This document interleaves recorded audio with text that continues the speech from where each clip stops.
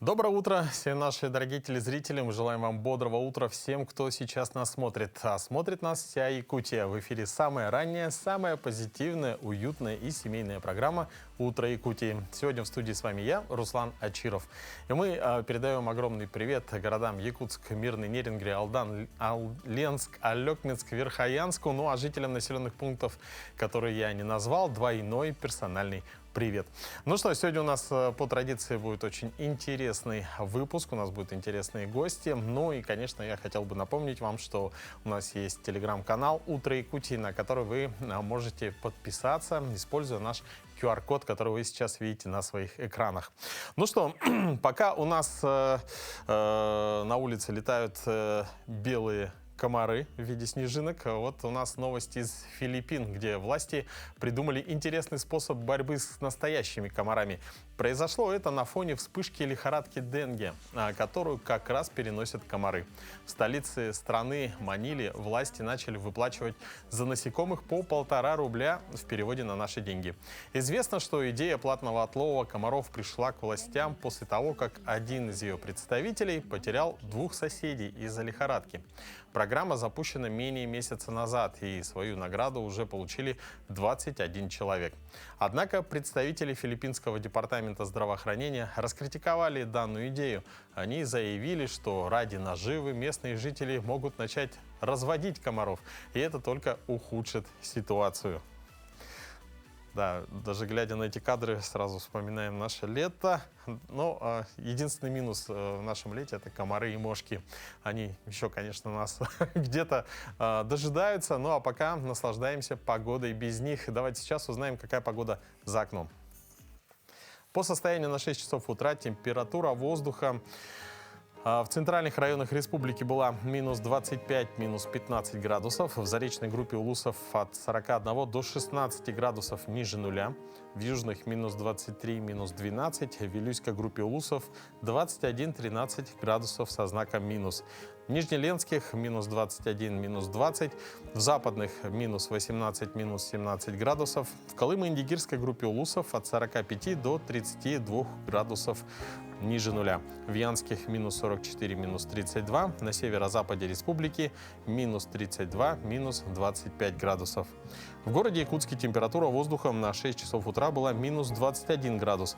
Атмосферное давление 737 миллиметров ртутного столба. Ветер юго-восточный до 2 метров в секунду. Сегодня днем облачно, без осадков. Ветер южный от 1 до 2 метров в секунду. Температура воздуха минус 15, минус 17 градусов.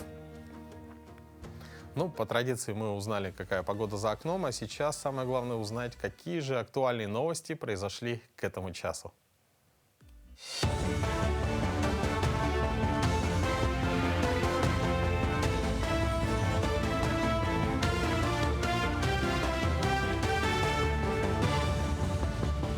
Доброе утро, коллеги. Далее блок новостей. В Госдуму внесут проект предоставления налогового вычета участникам СВО. Проектом предполагается установить дополнительную форму поддержки участникам боевых действий, предоставив им возможность получения вычета по НДФЛ части расходов на лечение в полном объеме, аналогично как для дорогостоящего лечения. Отмечу, что при этом иные законодательно установленные условия получения вычета не изменяются. Таким образом, налогоплательщику, ветерану боевых действий, будет предоставлена возможность получения социального налогового вычета в полном объеме при оплате медуслуг, а также в размере стоимости любых лекарственных препаратов для медицинского применения, назначенных лечащим врачом и приобретаемых ветераном за счет собственных средств. Мошенники начали скупать аккаунты в соцсетях у школьников под предлогом, в кавычках, раскрутки. В дальнейшем от имени учащихся злоумышленники могут распространять запрещенную в России информацию. Об этом сообщил член Комитета Госдумы по информполитике Антон Немкин. Он объяснил, что логика здесь схожа с логикой дроперов, которые также за вознаграждение передают данные своих карт преступникам. При этом доля дропов среди молодежи также растет, отметил депутат. Парламентарий отметил, что злоумышленники давно усиленно атакуют детей. Дети и подростки, в отличие от взрослых, относятся к окружающей действительности менее критично, из-за чего методы социальной инженерии, применяемые в правонарушителями, оказываются более эффективными, подчеркнул депутат. Управление социальной защиты населения Нерюнгринского района ведет прием документов на предоставление компенсации стоимости обучения по программам профподготовки водителей транспортных средств. Право на получение компенсации имеют супруги погибших участников специальной военной операции и супруги участников специальной военной операции, получившие инвалидность вследствие ранения либо увечья в зоне боевых действий. Компенсация осуществляется в виде предоставления денежной выплаты в размере стоимости обучения, но не более 53 тысяч рублей. И при условии, если договор об оказании услуг по обучению заключен с 22 февраля 2022 года. Также необходимо наличие водительского удостоверения на момент подачи заявления. Заявление можно подать в МФЦ через госуслуги, а также через портал Е-Якутия. В Якутске прошла ежегодная спартакиада среди организаций дорожного хозяйства и госавтоинспекции. В этом году в соревнованиях приняли участие 6 команд. Общее число участников превысило 200 человек. Спартакиада включила в себя 7 видов спорта. Это футзал, волейбол, русские шашки, настольный теннис, перетягивание каната, дартс и эстафету ГТО. По итогам соревнований в общекомандном зачете первое место заняла команда ФКУ «Упрадор-Вилюй», подтвердив свой статус лидера. Второе место завоевала команда «Дороги Саха», а почетное третье место досталось команде «Дороги Арктики». Проводим в этом году третью спартакиаду среди дорожных организаций и управления госавтоинспекции. В этом году у нас пополнение. Это шестая команда прибавилась. Это государственное казенное предприятие «Дороги Арктики». В этом году спартакиада посвящается 80-летию победы в Великой Отечественной войне и году защитника Родины в Республике Саха-Якутия. Год защитника Отечества – это один из показателей консолидации, да, и единения коллективный дух. И хочу отметить, что до год защитника Отечества необходимо отметить, что из наших рядов принимают участие в специальной военной операции многие наши коллеги. Работники дорожного хозяйства на сегодняшний день не стоят в стороне, помогают, оказывают гуманитарную помощь, оказывают посильную помощь для тех ребят, которые находятся в специальной военной операции. И еще одна новость. С 2026 года на пенсию можно выходить в беззаявительном порядке. По крайней мере, об этом говорят в средствах массовой информации. Сейчас страховые пенсии по старости назначаются исключительно при наличии заявления. Так ли это, как и за какое время нужно готовиться к выходу на пенсию, мы сегодня поговорим с гостем в студии, заместителем начальника управления установления пенсий отделения социального фонда по Республике Саха-Якутия Яковом Топорковым. Думаем, тема будет интересна не только для тех, кто собирается на пенсию, но и для более молодых, так как многие не знают, из чего и как складывается размер будущей пенсии. Яков Анатольевич, доброе утро. Доброе утро. Ну, со следующего года гражданам, чтобы оформить пенсию по старости, судя по информации в СМИ, не нужно будет обращаться с заявлением в Социальный фонд России. Так ли это и означает ли это, что никаких действий заблаговременно принимать не нужно? Да, информация такая в СМИ есть, я тоже ее видел. Несколько депутатов эту тему озвучивают уже открыто. На сегодня официальных документов по данному вопросу пока нет. На сегодня мы назначаем беззаявительно пенсии по инвалидности, пенсии по потере кормильца. Но это другая категория граждан. А пенсии по старости, да, все к этому идет. Но, скорее всего, будет беззаявительное назначение пенсии по старости гражданам, которые имеют право по общим условиям. Это 65-60 лет. Вот мы, жители районов Крайнего Севера, имеем право на досрочную пенсию, то есть это досрочное основание немножко иное, чем общие условия. Поэтому здесь пока информации у нас нет официальной. То есть люди на севере, кто работает в этих условиях, могут выйти пораньше? Да, люди на севере выходят пораньше, на 5 лет от общеустановленного возраста. Мужчины могут выйти в 60 лет, женщины в 55 лет, если все отработали на Крайнем Севере не менее 15 лет. И если еще, по-моему, если есть дети, да, допустим? Да, то есть это старые условия. Есть такое женщинам, имеющих 2 детей, отработавших на Севере не менее 12 лет 6 месяцев, такие же женщины имеют право выйти на пенсию в 50 лет. То есть эта норма была и раньше. Просто она была незаметная, то есть одинаковые были условия за работу в районах Крайнего Севера, возраст был для женщин одинаковый, 50 лет, и при наличии 2 детей как бы возраст был одинаковый, и люди этого не замечали. То есть как бы само собой. Да, возраст подняли, и поэтому разница стала очевидна уже. Мгм. А как убедиться в том, что все периоды трудовой деятельности учтены? Да, то есть все в руках человека, скажем так, да. Я вот всем рекомендую как бы пользоваться активно сервисами госуслуг и заказать выписку из лицевого счета. Мгм. То есть эта процедура очень быстрая.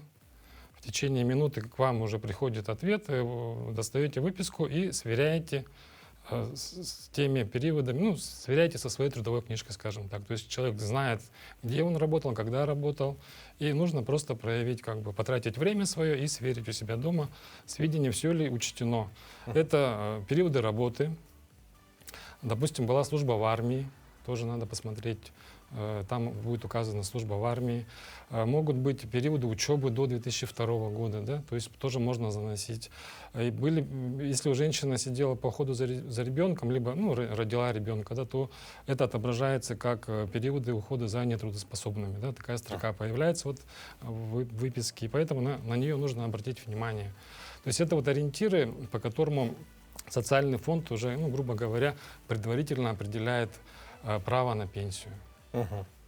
Ну вот какие документы нужно заранее привести в порядок и предоставить, да, чтобы подать заявление на уход на пенсию? Да, то есть заранее у нас проводится такая работа, это, можно так сказать, консультация, это не госуслуга, это консультация. За 2 года до предполагаемого выхода на пенсию мы проводим с гражданами работу, направляем им уведомления по адресам, да, и кто работает, направляем через работодателей уведомления о том, что мы предлагаем пройти заблаговременную работу.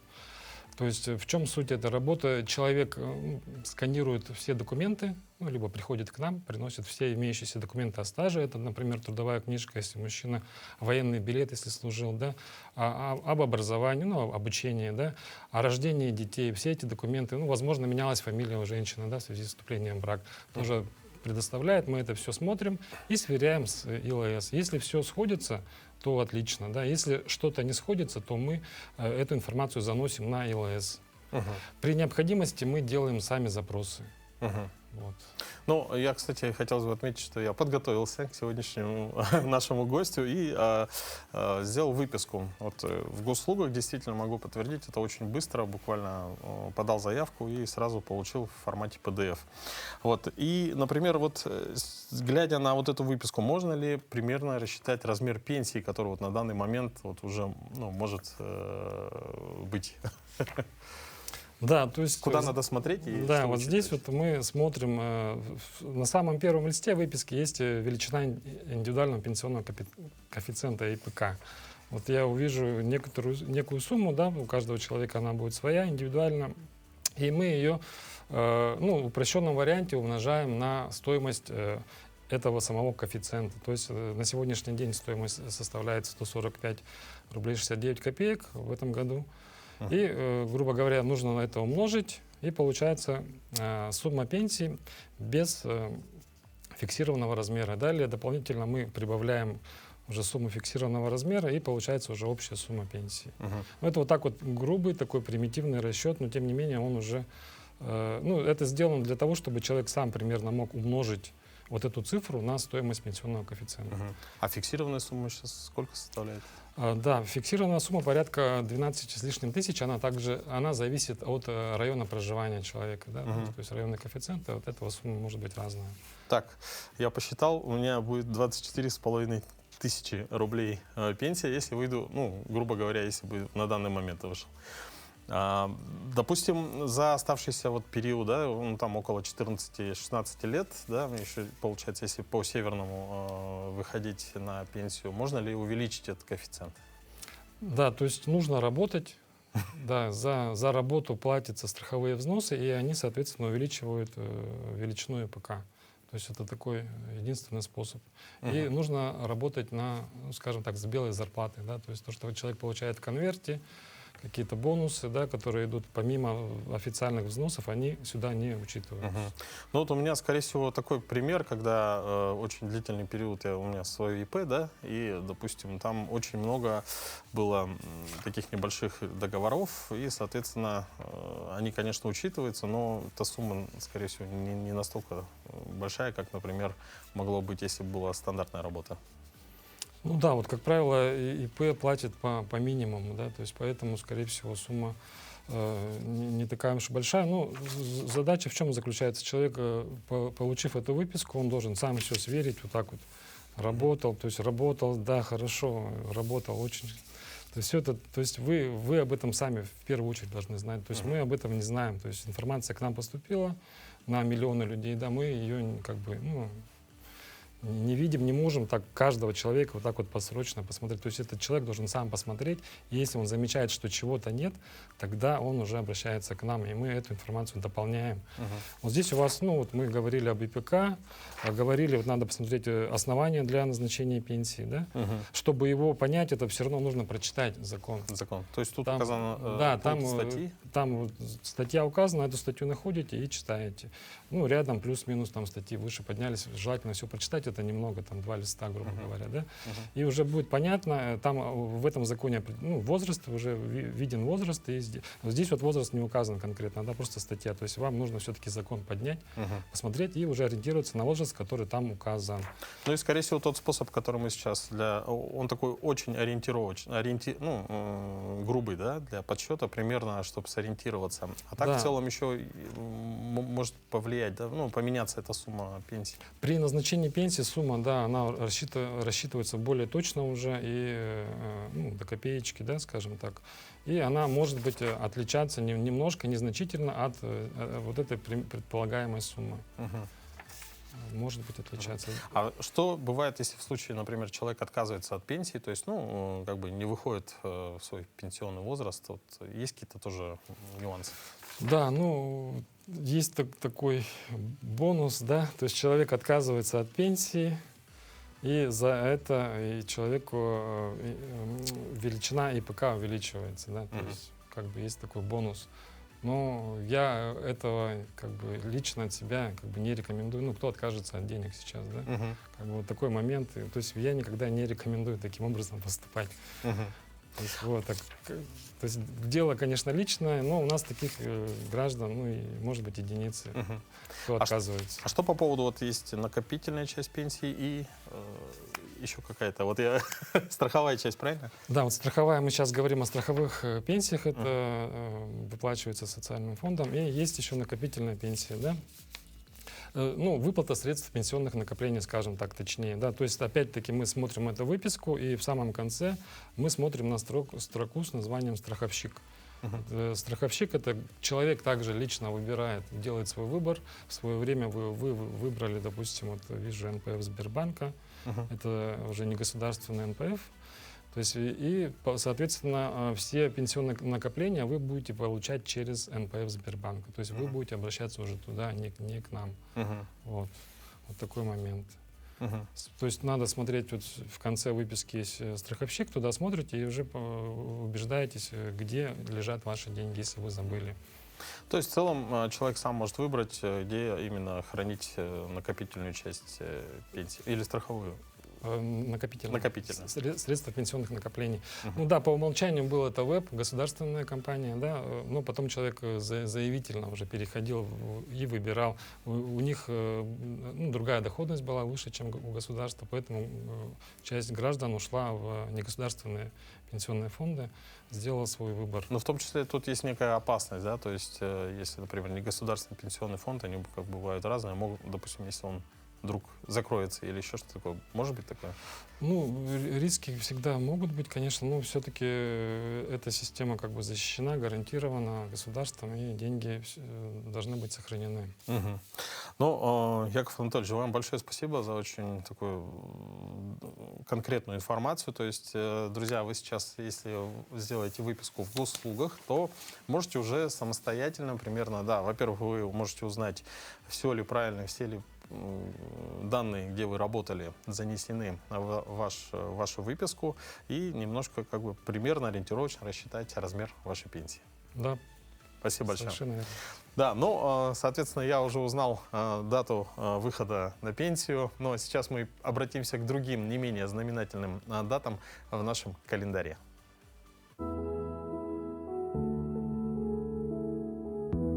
На календаре 26 февраля. В этот день отмечается Всемирный день неторопливости. По народному календарю Мартинианов день. Говорили, к примеру, что если на Мартиниана снег тает, то весна придет дружная, а если день пасмурный, весна будет холодной и долгой. День в истории. В 1712 году основан Тульский оружейный завод. В 1878 году в науке введен термин «микроб». В 1935 году проведены первые испытания радара. В 1936 году выпущен первый народный автомобиль Volkswagen.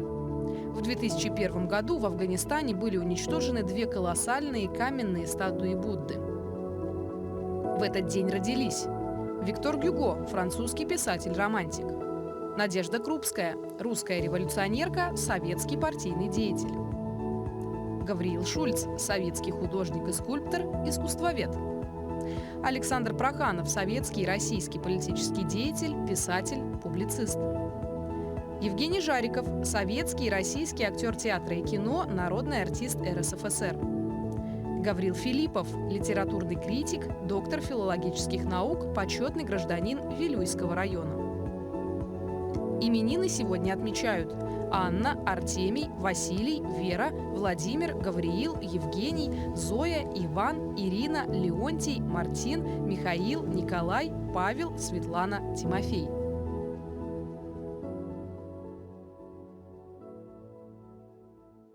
Но памятные даты отмечены не только в календаре. Телевидение имеет уникальную возможность окунуть вас в историю и показать кадры давно минувших лет. Сегодня в рубрике «История в кадрах» речь пойдет о декоративно-прикладном искусстве якутской культуры. Издревле народ Саха добывал бивни мамонта, сохранившиеся в вечной мерзлоте, и вырезал из костей украшения и предметы быта. За минувшие века они так отточили мастерство, что резьба по кости сегодня стала одним из ведущих направлений этого вида искусства.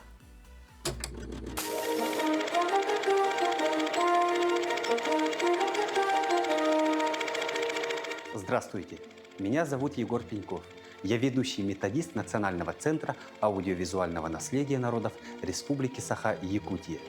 Декоративно-прикладное искусство и творчество народных мастеров Якутии известно всему миру своей уникальностью, красотой и тончайшим мастерством исполнения.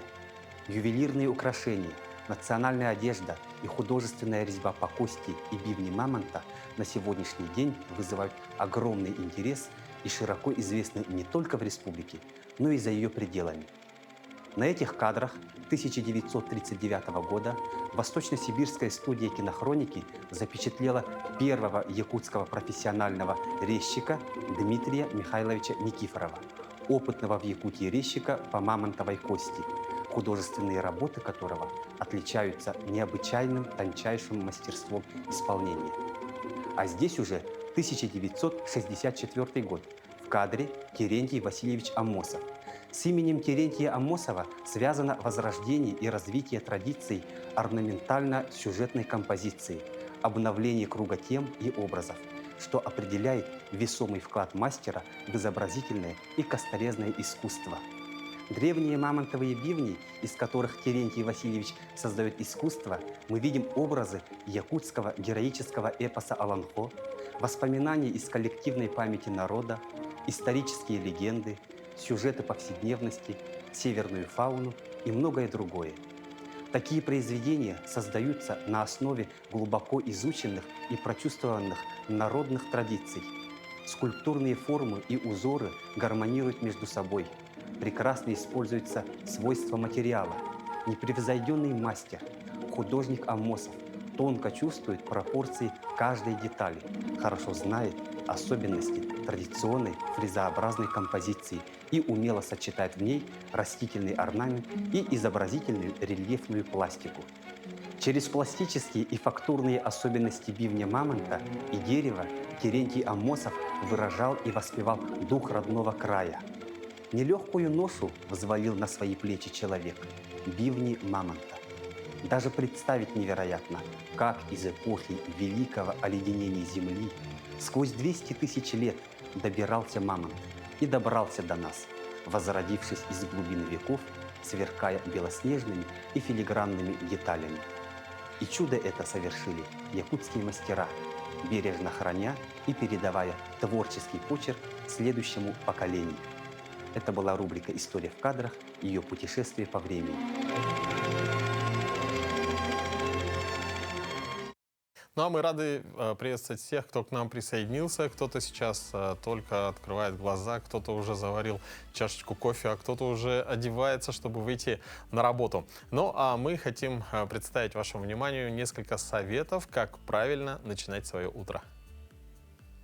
Просыпайтесь раньше обычного. Ранний подъем включает в себя достаточно преимуществ. Утренние дела выполняются спокойно и уравновешенно. Процесс не превращается в беготню. Это дает возможность размеренно подготовить себя к работе и начать выполнять новые задачи раньше других, проведя первые часы после пробуждения без стресса и торопливости. Человек становится продуктивнее и в середине дня сохраняет положительный настрой.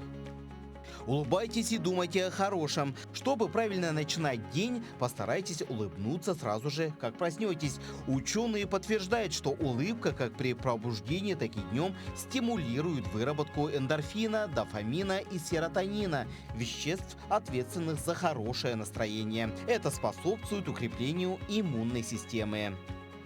Заправляйте кровать. Застелить постель – один из самых простых приемов в том, чтобы стать дисциплинированнее, ответственнее и продуктивнее. Вы создаете не только визуальный порядок в комнате, но и упорядочиваете себя внутри. Это простое и быстрое действие, говорящее о правильном начале дня. Вы уже выполнили одну задачу, и она оказалась легкой. Привычка заправлять кровать дает понять, насколько важны детали, как они могут становиться ключевыми звеньями в цепочке дел и прокладывать путь к большим проектам. Когда вы придете домой вечером и увидите аккуратно сложенную постель, то поймете, что верно поступили утром. Пейте теплую воду с лимоном. Выпейте стакан воды с соком целого или половины лимона после чистки зубов. Это полезно для здоровья. Лимонный сок очищает почки и печень, стимулирует их к эффективной работе. В лимоне много витамина С, одного из ключевых веществ, необходимых для сохранения крепкого иммунитета. Вода с лимоном стабилизирует кислотно-щелочной баланс в организме, препятствуя вымыванию полезных веществ из костей и тканей. Делайте зарядку. Утренняя зарядка расслабляет мышцы после сна. Да, они остаются напряженными после этого. Усиливает кровоснабжение тканей и внутренних органов. Используйте обычные упражнения, растяжки или простые позиции из йоги. Сеанс 10-15 минут приведет тело в порядок и настроит его на производительный день. Медитируйте. Начните день с утренней медитации в тишине. Она имеет несколько положительных эффектов. Нормализует эмоциональный фон, снижает стресс, повышает стрессоустойчивость, укрепляет иммунитет. Не обязательно достигать медитативного транса. Просто расслабьтесь, сосредоточьтесь и проведите в спокойном расположении духа несколько минут. Завтракайте здоровой пищей. Об этом говорили и скажут еще тысячи раз. Завтрак – главный прием пищи для человека, особенно для тех, кто старается жить эффективно. Полезный завтрак насыщает до середины дня, поддерживает концентрацию и дает энергию. Создавайте. Прежде чем поехать на работу, посмотрите новости, проверить почту или отправиться на собрание. Создайте. Пусть это будет пост в блоге, рисунок, вышивание, видео, фото или инфографика. Неважно. Главное не обязанности, а творчество, которое позволит правильно начинать день. Утренние привычки могут как построить рабочий день, так и разрушить его. Используйте эти советы, чтобы каждое утро начиналось с удовольствия от жизни и заботы о себе, а уже потом о работе. Ну и еще один совет – это, конечно, начинать утро вместе с программой «Утро Якутии». И чтобы вы окончательно проснулись, мы специально подготовили видео с зрелищного автомобильного заезда с международного российско-китайского фестиваля зимних видов спорта, который прошел на льду Амура-Благовещенске. На кадрах, которые вы сейчас видите, пилоты под рев моторов проносятся по снежной трассе, в то время как болельщики наблюдают за соревнованиями с трибун. Команды автомобильного завода «Урал» и КамАЗ-Мастер за рулем грузовиков демонстрируют парный дрифт на льду.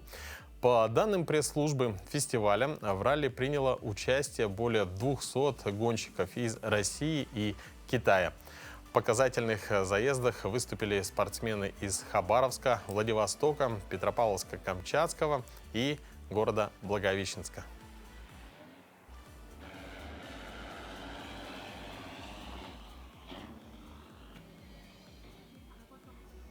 Ну и, кстати, дрифт на льду, правда, меньших масштабов, чем мы сейчас увидели, проводится у нас.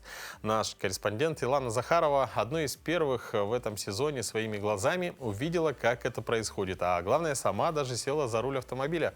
Давайте посмотрим, что из этого получилось. Дрифт на льду – это захватывающий вид автоспорта, который сочетает в себе скорость, мастерство и адреналин. В отличие от классического дрифта на асфальте, здесь гонщики выполняют заносы на скользкой ледовой поверхности, что требует не только виртуозного владения автомобилем, но и глубокого понимания физики движения. Для дрифта требуется хладнокровие. Главное, нужно быть стабильным, чтобы получать какие-то результаты. Нужно не бояться скорости, соперников, близкой езды с машинами. Вот тогда все получается. Для дрифта на льду машина должна быть специально подготовлена, ведь лед – это непредсказуемая и скользкая поверхность. Стекла заменены на более облегченные. Это оргстекло. За счет этого с машины снимается около 30-40 килограмм. Параметры резины 155 на 65 R14. Эта резина дает максимальный зацеп зимой. Но даже самая подготовленная машина не поедет без опытного пилота. Молодые гонщики Джулус и Николай занимаются дрифтом профессионально уже не первый год. Большую часть свободного от работы и учебы времени парни проводят в гараже, готовя автомобили к соревнованиям. Помимо этого обучают и других автомобилистов искусству скольжения по льду. А начиналось все, как у всех мальчишек, с игр на компьютере. Мне папа купил руль, получается. И вот с детства езжу, тренируюсь. А вот в реальности уже третий год, можно сказать. Занимаюсь по большей части, потому что мне это нравится, потому что я с детства горел этим. Такие игры максимально точно симулируют управление реальным автомобилем. Для многих это первый шаг к настоящим гонкам. Но, конечно, в реальной жизни все немного сложнее. Попробовать себя в этом виде спорта под руководством профессионалов удалось и мне. Стаж водительский у меня небольшой, но, как говорит Николай, попробовать себя в дрифте может любой. И сегодня я решила это сделать. Правда, для начала нужно надеть шлем, ведь в первую очередь нужно соблюдать технику безопасности. Так, надеваем.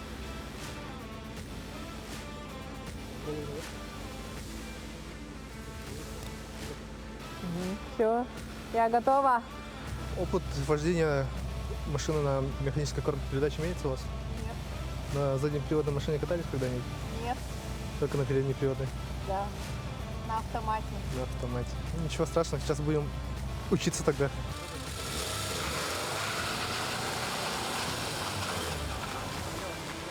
Со стороны все выглядит проще простого. Нажал на газ да повернул руль. Но на деле все не так-то просто. Гонщик должен точно дозировать газ, чтобы поддерживать нужный угол заноса. Быстро и плавно работать рулем, чтобы корректировать траекторию движения. А заодно использовать ручной тормоз и сцепление для остановки заноса. А помимо всей технической и физической составляющей, это достаточно сильная психологическая нагрузка. Ну, это было очень страшно. У меня не очень получилось, но я думаю, я справилась с задачей нормально для первого раза. Попробовать себя в дрифте может, конечно, каждый, но чтобы заниматься этим делом профессионально, нужны долгие и усердные тренировки. Это спорт для тех, кто не боится холода, скорости и риска, но ценит драйв, свободу и зрелищность. А если вы еще не видели ледовый дрифт вживую, обязательно добавьте посещение таких соревнований в свой список. Это незабываемое зрелище, которое подарит вам массу эмоций, удовольствия и адреналина. Илана Захарова, Владимир Павлов, Якутск. Ну а тему дрифта на льду мы продолжим с нашей утренней гостьей. Это руководитель пресс-центра Кубка Республики по дрифту Александра Иванова. Мы поговорим о развитии этого вида спорта в Якутии и о предстоящих соревнованиях. Доброе утро. Доброе Александра. утро. Расскажите вот историю создания данного сообщества. То есть, ну, дрифт мы знаем, да, как бы вот, а именно вот зимний дрифт на льду, когда появился? Ну, вообще, наше сообщество, мы решили первые дрифт-соревнования проводить летние. В 2022 году мы провели первый наш этап совместно. Нас было 7 человек. Ну, было сложно, потому что на момент, когда мы уже начали организовывать, мы не знали никаких нюансов по организаторству, что нужно, какие разрешения. Но мы справились, потому что после этапа к нам обращались, то, что все хорошо прошло, все круто, и уже ждали, чтобы следующие этапы тоже проводили. Потом мы решили уже в следующем году провести зимние этапы. И на зимних этапах мы решили сразу же пригласить профессионального пилота с РДС GP Остапова Андрея. Он приехал к нам в качестве судьи. Что он сказал? Как у него впечатление было? Ну, он был в шоке от того, что было холодно. Именно на тот момент, когда он судил, было очень холодно, было туманно. И, ну да, он был в шоке. И как бы пилотом он показал, как быть, как вести себя на трассе. Ну, то есть такой некий мастер-класс да. показал. Ну, надо отметить, что, да, действительно, у нас зимний дрифт бывает так, что и в минус 44, в 45 проводится, да, то есть это достаточно такие экстремальные температуры, ну, даже для любого автомобиля, а тут еще такие перегрузки. Ну, вот впервые 2 марта состоится дрифт на 202 микрорайоне, расскажите об этом поподробнее. Впервые на 202-м, это как бы впервые в центре, ну, можно сказать, что в центре города. И это очень доступно, зрители наши могут даже пешком подойти.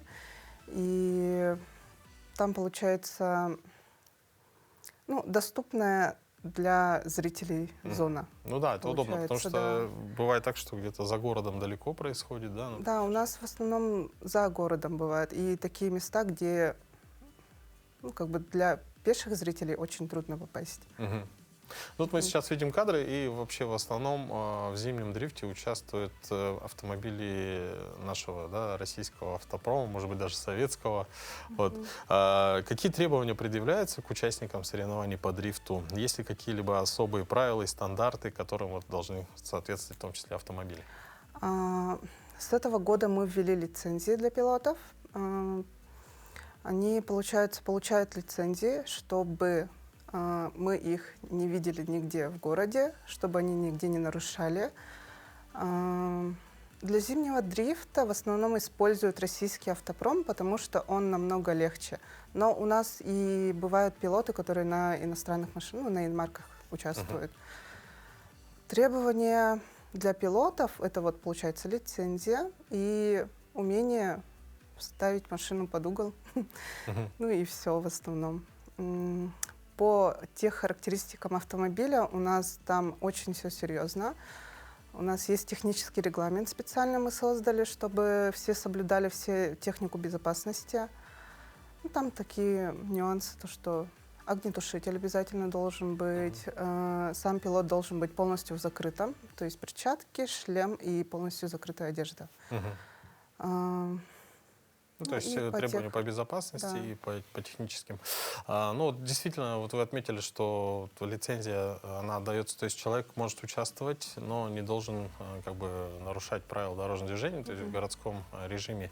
Но я думаю, что действительно вот человек, которому хочется выплеснуть, показать себя, да, адреналин и так далее, вот мне кажется, зимний трек для дрифта — это самое подходящее место. То есть там, где уже конкретно можно с обеспечением мер безопасности показать себя и на что способен твой автомобиль. А сколько участников ожидается? Так, ну ожидаем мы, ну как ожидаем, уже на настоящий момент заявлено 54 заявки. 54 прям 54 экипажа. заявки, да. Ну, то есть 54 пилота. Ну, возможно, еще добавятся, но это не точно. И еще такой нюанс, то, что у нас российский автопром, он ломается. То есть может быть такое, что кто-то не выедет просто. Не сможет выехать по тех причинам каким-то, да. Бывает такое, то, что машина просто стоит, как бы сегодня она приехала нормально, а завтра она не завелась. Такие моменты тоже бывают. Ну, это уже зависит тоже от технической подготовки самого пилота, соответственно, как он ухаживает за автомобилем. Ну, потому что иногда смотришь, видишь, что машина прямо вообще как будто только что с конвейера, не знаю, из покрасочного цеха, да, а есть такие, которые, ну, видно, что прям такая рабочая машина. Вот. А какие призы ждут победителей? Так, ну, призы у нас будут в денежном эквиваленте от наших спонсоров и кубки, медали и грамоты от нас. Помимо зимнего кубка, то есть это, я так понимаю, что это не один этап, это несколько этапов, да? По-моему, 4 этапа 4 будут этапа. в течение весны. В течение всего марта, каждые выходные будут проводиться у нас соревнования. Получается, у нас на отдых пилотам и нам вообще никакого времени на отдых не и остается. На ремонт, да? Времени совсем мало. А какие соревнования еще ожидаются в ближайшее время? Ну вот, получается, 4 этапа в марте. И летом мы планируем уже провести 3 этапа. Раньше мы проводили по одному этапу, потому что летний вариант, он более агрессивен. То есть у нас нету площадки, которая прямо оснащена. Там тратится много резины, и он более бюджетнее. И надеемся, что в этом году наши пилоты подготовятся на все 3 этапа. Действительно, надо отметить, что в основном самая такая, по-моему, более-менее подходящая площадка — это на Ус-Хатыни, а асфальт там такой ого-го. И то есть за один заезд, по-моему, практически, или за пару заездов можно сточить резину. А какие вот есть еще трудности, вызовы стоят на пути развития дрифта в Якутии, на ваш взгляд? И что нужно сделать, чтобы этот вид спорта стал более популярным и более доступным? Ну, во-первых, это, да, трасса. Ус-Хатын, она не специальная трасса для проведения соревнований, как бы там и покрытие плохое, и по безопасности тоже мы сами уже работаем над этим, чтобы более безопасно было для зрителей. Мы вот в прошлом году ходили в окружную администрацию, у нас был разговор, вроде бы как пришли к чему-то. Но это, конечно, будет не в скором времени, все равно это много затрат, это все нужно запланировать. И в любом случае нужна площадка, чтобы ограничить количество хулиганов, грубо говоря. Потому что на Ус-Хатыне дорого, ребята хотят катать. И они, те, кто не участвует, они выезжают по городу катаются. И чтобы это ограничить, можно в идеале это, наверное, создать, действительно такой большой трек какой-то, да, отдельный. И там полностью можно даже открыть школу дрифта, там уже получается как бы специально оборудованном месте. И тем самым мы больше будем развивать автоспорт. Ну, хороший пример, наверное, это Примринг, да, во Владивостоке, действительно. Но мы желаем вам успехов, удачи. 2 марта, напоминаю, на 202-м микрорайоне вы можете посмотреть на соревнования по дрифту. Ну, а мы продолжаем. И для того, чтобы дрифтовать и вообще чувствовать азарт в жизни, нужна энергия. Весной ее может не хватать, а всему виной может быть недостаток витамина D в организме. Как распознать его дефицит и, главное, как восполнять, узнаем у нашего доктора.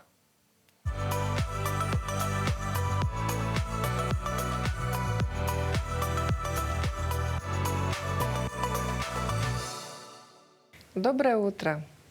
Витамин D вырабатывается в коже под воздействием ультрафиолетового излучения солнца, а также поступает в наш организм в пище. Это жирная рыба, обогащенные молочные продукты или биологически активные добавки. Витамин D играет важную роль в балансе кальция и фосфора в организме, влияя на рост и обновление костей. Он также влияет и на другие физиологические процессы в организме, такие как регуляция клеточного роста, нервно-мышечной проводимости, иммунитета и воспалительных реакций. Рахит встречается во всех странах, но особенно часто в северных районах, где отмечается недостаток солнечного света. Дети, рожденные осенью и зимой, болеют рахитом чаще и тяжелее. Рахит характеризуется отсроченным прорезыванием зубов и закрытием большого родничка, специфической деформацией костей – это рахитические четки, браслеты, снижением мышечного тонуса, дети начинают позже держать головку, садиться, ходить, повышенной раздражительностью, плаксивостью, потливостью. Обычно младенцам до года назначают 400 международных единиц.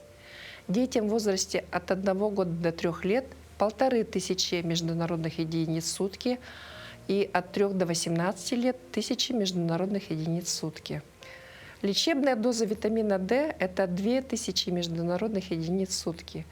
Но ее назначает только врач, так как при повышении этой дозы могут возникнуть осложнения. Это запоры, утомляемость, головные боли, нарушение почечного обмена и другие осложнения. Будьте здоровы!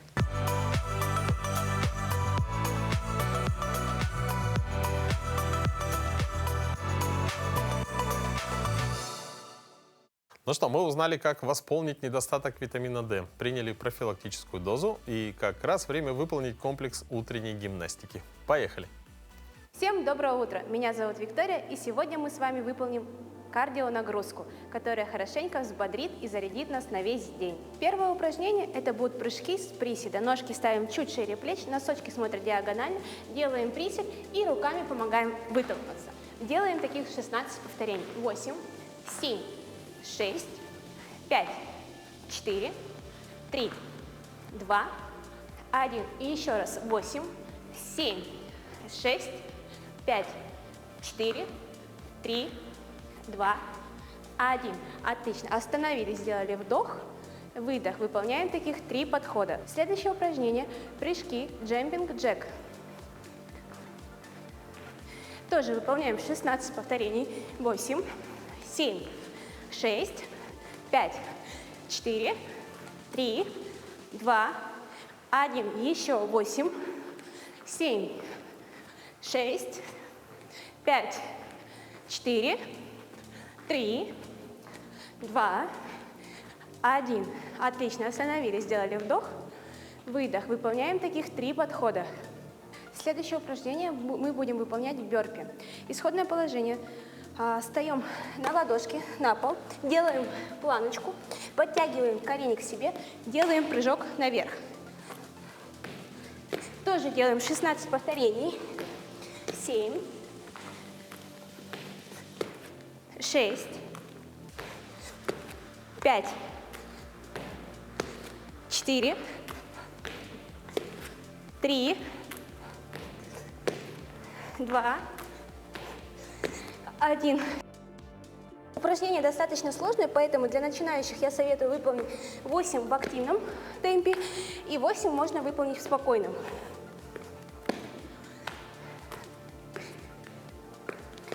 3, 4, 5, 6, 7, 8. На этом наша кардиотренировка подошла к концу.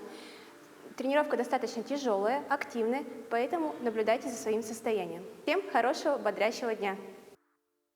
Ну а мы желаем доброго утра всем, кто только включил свои телевизоры. Сегодня 26 февраля. Ну и, конечно, сейчас хотелось бы передать слово нашим коллегам из блока новостей.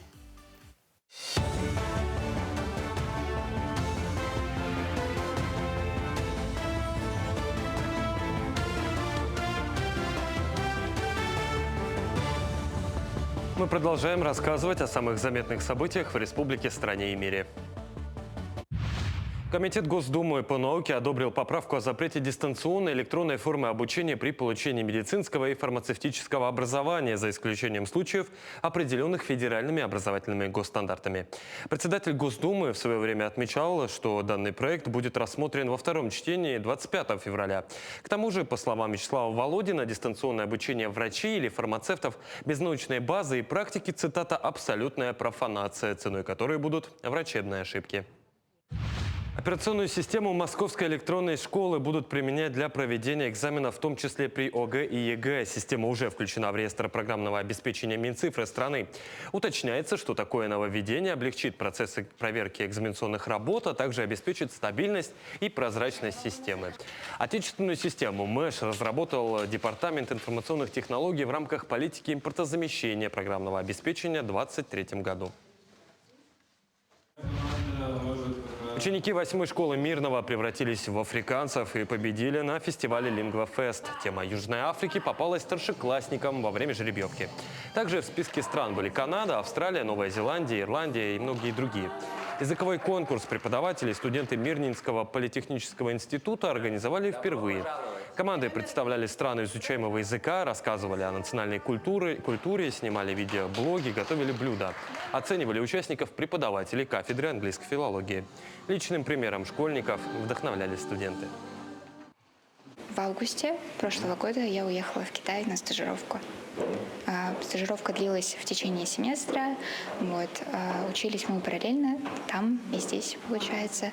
Изучали мы там китайский, базовый китайский, говорение, аудирование и каллиграфия. Из факультетов СВФУ каждый год выпускается около 2000 специалистов разных специальностей, в том числе приоритетной задачей стоит подготовка работников промышленности. Так, на кафедре недропользования геолого-разведочного факультета в 2019 году запустили образовательную программу технологии бурения нефтяных и газовых скважин. И на днях 13 молодых людей стали инженерами, получат дипломы и готовы работать в крупных промышленных компаниях. Тем временем в геолого-разведочном факультете планируют продолжить подготовку специалистов по нефти и газу. Стоит отметить, что мы набираем на новую специальность. Специальность называется «Разработка и эксплуатация нефтяных и газовых месторождений». Это одна из самых востребованных и важных направлений в нефтегазовой отрасли. Чтобы поступить на наше направление, нужно сдать ЕГЭ на базе школы. Это математика, физика, либо информатика и русский язык. Либо после среднего специального образования нужно будет сдать наши внутренние. На этом все. Хорошего дня и оставайтесь на нашем телеканале. Но уже совсем скоро, через каких-то пару дней, наступит календарная весна. Как раз о временах года сегодня в рубрике «Изучаем язык» пойдет речь. Узнаем, как они звучат на якутском языке.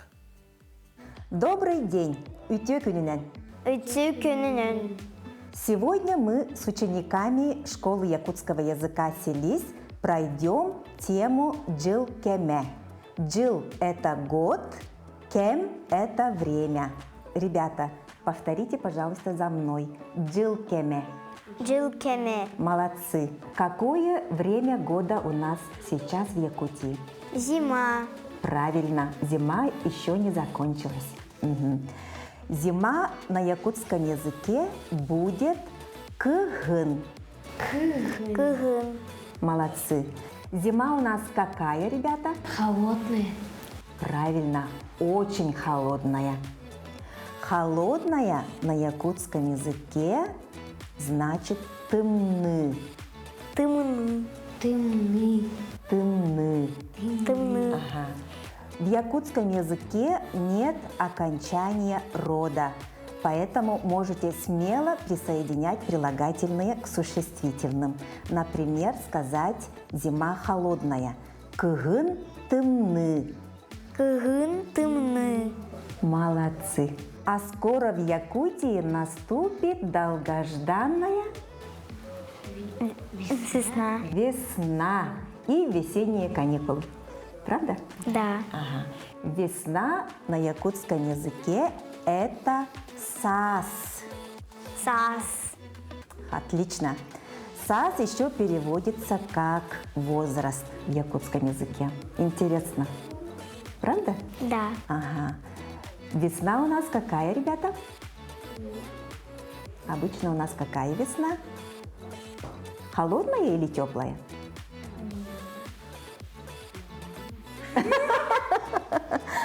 Весна у нас теплая. Весна приходит очень быстро, и она у нас очень теплая. Попробуем сказать, что весной у нас тепло. Соединяем слова «сас» и «сылас». Сасылас. Еще раз. Сасылас. Молодцы! Отлично! И вслед за весной наступает у нас Лето. лето. Сайын. Сайын.